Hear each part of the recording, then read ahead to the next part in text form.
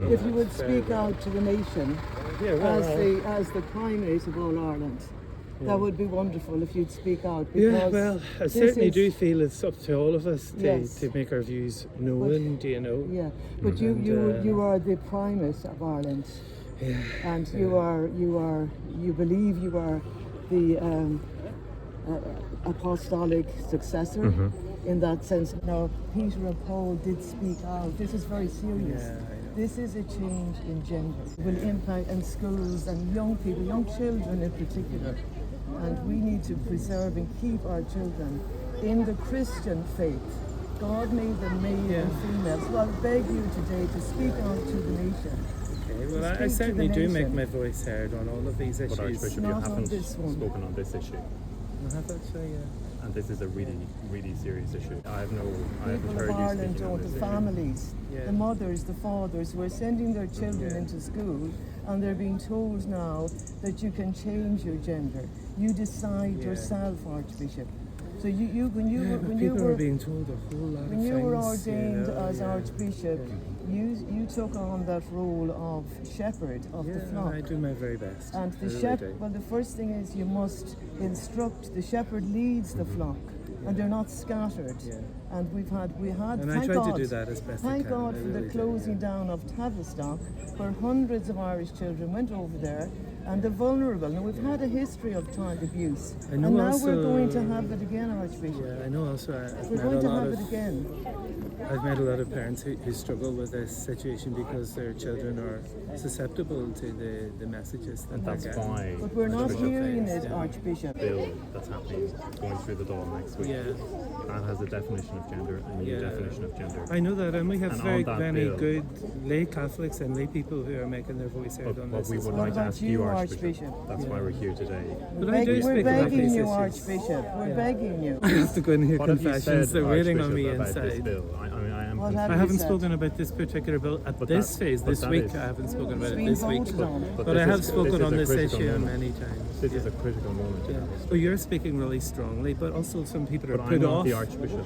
Yeah, but I do speak. And I don't have, I'm not claiming Why to are you have not a position. speaking on I this, do speak on Archbishop? this issue. I do But speak why on this have you issue. not spoken clearly? I'm begging you. I'm one person, and I do my You are best. one person who is Primate of Yeah. all Ireland. Okay, I've heard the You point. I are really the need to go and hear my Archbishop. confessions. You took on the now. role of the shepherd of the flock. I was asked We to do have a this. history of child abuse. Thank you. We're I going to hear have it again, I hear Archbishop. I hear it. I beg of you. I'm I hear begging it. of Thank you. you. Thank I you hear for it. asking you listening. to speak. I'm I hear begging it, and of you. I will speak in whatever way that I feel I have to. TDs are So thank voting you. next week. It's going into the statute books. The that we- TDs, we they need to have- be told by their people. By their people. Not Their you. people, their You voters. don't believe it's up to you, Yeah. the I do. Primate. I do my part. Yeah, I do. of course. Why have you not spoken? I have spoken Why on have this no? issue. You have not. Why have you not spoken about this particular hate speech bill that's going through? I have spoken on it Parliament? at previous stages, and at this particular moment, when- I haven't spoken in the last few days. Maybe I'm not saying it the way you want me No, to but say. actually, Archbishop, you're not saying it at all Okay, at this well, critical I hear point. your point. I take your And that's why criticism. we're begging. So we're here today in Armagh. We're at St. Patrick's Cathedral in the city.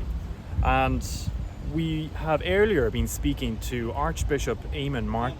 He's the Primate of all Ireland. And he's also the President of the Irish Catholic Bishops Conference. Now there's a special event, a religious event on here today.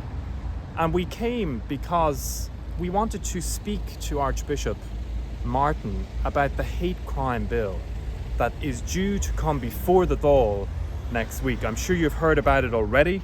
The bill is radical. It will establish a new definition of gender to include genders other than male or female.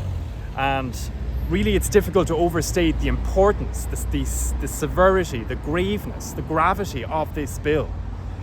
It's really an attempt to erase Christian belief from the very foundations of our society. And I would say it's a major step in the Irish government's crusade to remove the rights and freedoms that people of Christian conviction hold in this country. Eamon Martin is the Archbishop of Armagh. He is the Primate of all Ireland. He holds a position of great power and influence. And we came today to ask him to use that position to speak out on this issue, this critical issue.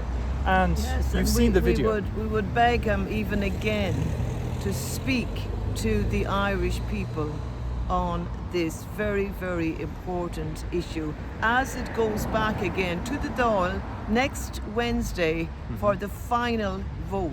The Department of Justice, on multiple occasions, Helen McEntee's department has said that the redefinition of gender will not apply to anything other than the hate crime bill. And that was repeated in the Seanad this week. We know that is lies. It's not true. It is lies. And it was confirmed in the Seanad this week when a letter was read out by Ronan Mullen from Helen McEntee to Deputy Richard Bruton, both Fine Gael internal correspondence, where she confirmed that indeed there was a review happening of certain legislation and that the government wanted to ensure consistency across the statute book with regard to the definition of gender. So it's going to permeate all law. Yes. And what we have is Yes. Helen McEntee deceiving the Irish people, lying and outright deceiving. on Yes. the floor of the Seanad. Yeah. And we're not exaggerating. This is fact.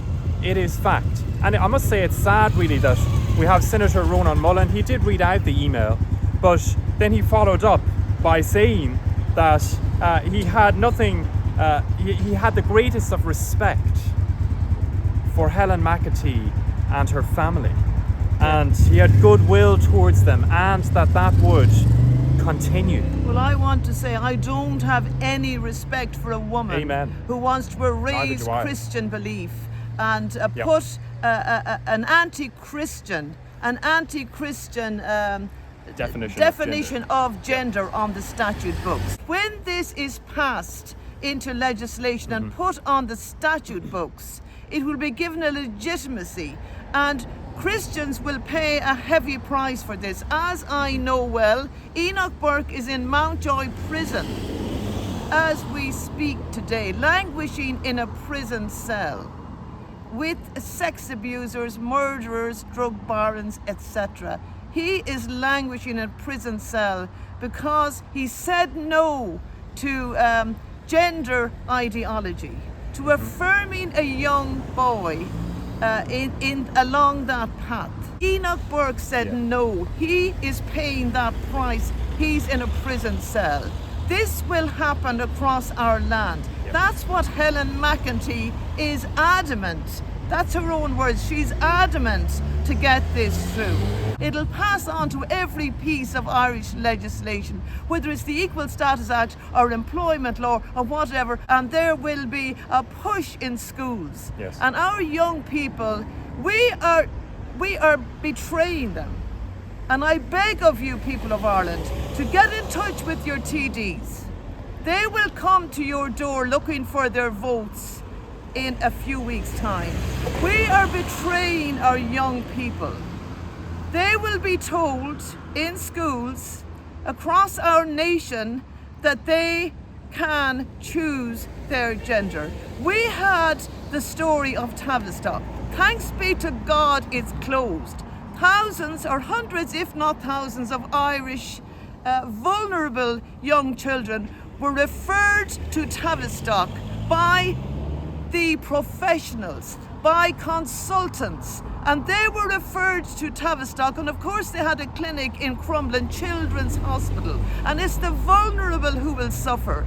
And these people had issues. They had mental problems, and they were told maybe if you change your gender it'll be all worked out, and that's what happened with Tavistock. And from 3 years of age, are we insane in this country? From 3 years of age, the professionals referred them to Tavistock. And thanks be to God, when our politicians fail us, and when they betray the children of the nation, and when our judges fail us, and sadly, I'm looking at the church. There's a God Almighty. God steps in. We had the story of a young girl who came from a dysfunctional family. Her parents were split up. There was drink, maybe drugs involved. She was on her own. She was despairing. She had mental issues. And she was referred to Tavistock. At 16, she was given puberty blockers. By the age of 20, she had a double mastectomy.